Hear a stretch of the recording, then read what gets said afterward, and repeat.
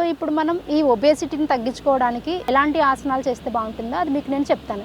మెయిన్గా ఇక్కడ ప్రెజర్ పడేటట్టు చూసుకోవాలన్నమాట స్టమక్ పైన. సో ఆ ఆసనాలు ఏవైతే ఉన్నాయో అవి నేను ఇప్పుడు మీకు చెప్తాను. లై డౌన్, పడుకోండి. తర్వాత just lift your body, boat pose అంటారనమాట, అంటే లో బోట్ పోజ్, నావాసన. సో ఇలా బెండ్ అయ్యి just lift your legs and hold. ఇలా హోల్డ్ చేస్తే ఏంటంటే ఇక్కడ చూడండి, మీకే తెలుస్తుంది, ఇక్కడ ప్రెజర్ పడుతుంది అండ్ బాడీ కూడా షివర్ అవుతుంది. ఇలా స్పైన్ కొంచెం ఇలా లైట్గా స్లాంట్గా పెట్టుకొని బ్రీత్ ఇన్ బ్రీత్ అవుట్ ఇలా పెట్టుకొని ఇలా ఉండాలి. At least 40 count. ఓకే, ఇలా breathe in breathe out and relax. ఇక్కడ ప్రెజర్ పడుతుంది మొత్తం. సో ఇలా ప్రెజర్ పడడం వల్ల ఈ బాడీ సైడ్స్, ఇటు సైడ్ కూడా ప్రెజర్ పడుతుంది ఇలా లెగ్స్ లెఫ్ట్ అండ్ రైట్ చేస్తున్నప్పుడు. సో ఈ సైడ్స్ ఉన్న ఫ్యాట్ కూడా మనకు బర్న్ అవుతుంది అనమాట.